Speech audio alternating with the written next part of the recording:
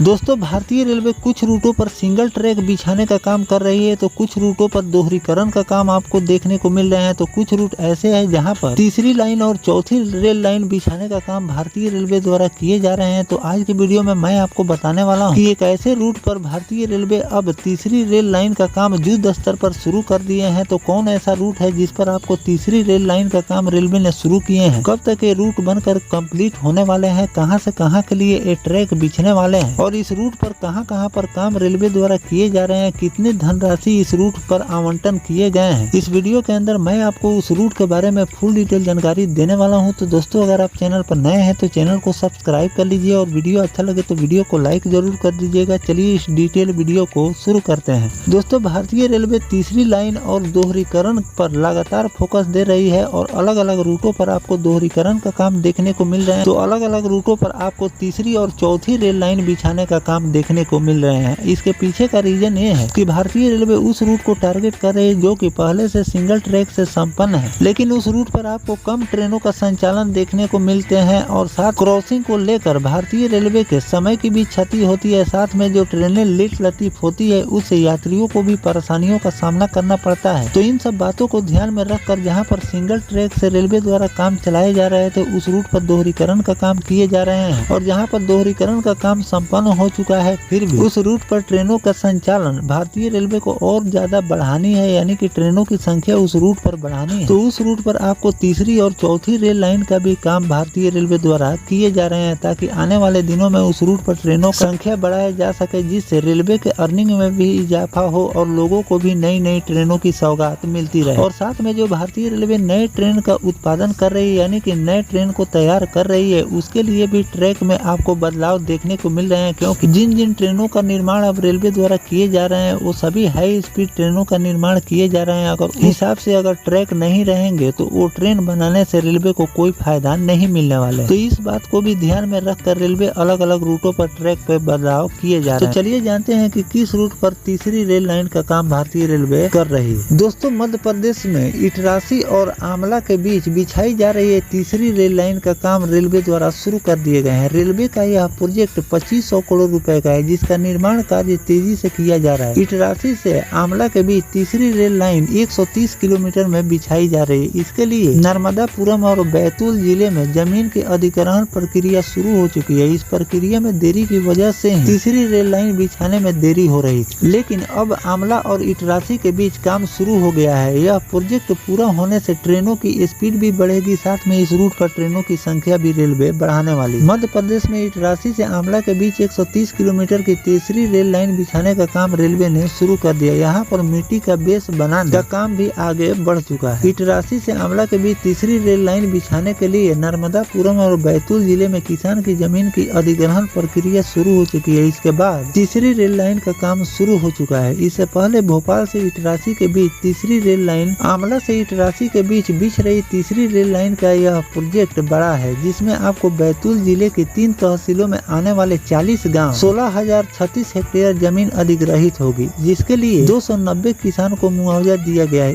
इसके अलावा नर्मदापुरम जिले में भी यह प्रक्रिया अभी चल रही है। बताया जा रहा है कि इटरासी और आमला तीसरी रेल लाइन में मारा मझरी धारा खोट घाट सेक्शन के बीच 1.40 किलोमीटर की लंबाई सुरंग भी बनाई जानी है, जबकि इसमें कई पुल और पुलियों का भी निर्माण होने हैं। ऐसे में तीसरी लाइन का काम तेजी से हो रहा है। इस तीसरी रेल लाइन के पूरा होने से ट्रेनों की स्पीड बढ़ेगी, क्योंकि तीसरी रेल लाइन बनने से मालगाड़ियों को दिक्कत नहीं होगी और यात्री गाड़ियों को आसानी से ग्रीन सिग्नल मिलते रहेंगे, तो ट्रेन लेट लतीफ नहीं होगी। इटरासी से नागपुर तक तीसरी रेल लाइन बिछाई जानी है। पहले चरण में इटरासी से आमला के बीच काम शुरू हुए हैं। रेलवे का यह प्रोजेक्ट 2525.73 करोड़ रुपए का है, जिससे बड़ा फायदा होगा। वर्तमान में जो रेल लाइन उसके समानांतर ही तीसरी रेल लाइन बिछाई जा रही है। तो दोस्तों इस तरह से इस रिपोर्ट के आधार पर मैंने आपको जानकारी दे दी है कि इस रूट पर भारतीय रेलवे ने बड़े फंड का आवंटन किए हैं, यानी कि ज्यादा धनराशि का आवंटन किए गए और इस रूट पर जमीन अधिग्रहण का भी काम रेलवे द्वारा किए जा रहे हैं। साथ में मिट्टी भराई का भी काम अलग अलग रूटों पर किए जा रहे हैं। सुरंग खोदने का भी काम इस रूट पर किए जा रहे हैं और ये रूट काफी ज्यादा डिमांडेबल आगे चलकर होने वाले हैं। इस रेलवे को भी काफी ज्यादा फायदा मिलने वाले हैं। पैसेंजर ट्रेनें लेट लतीफ होती है, उससे भी लोगों को छुटकारा मिलने वाले हैं। तो ऐसे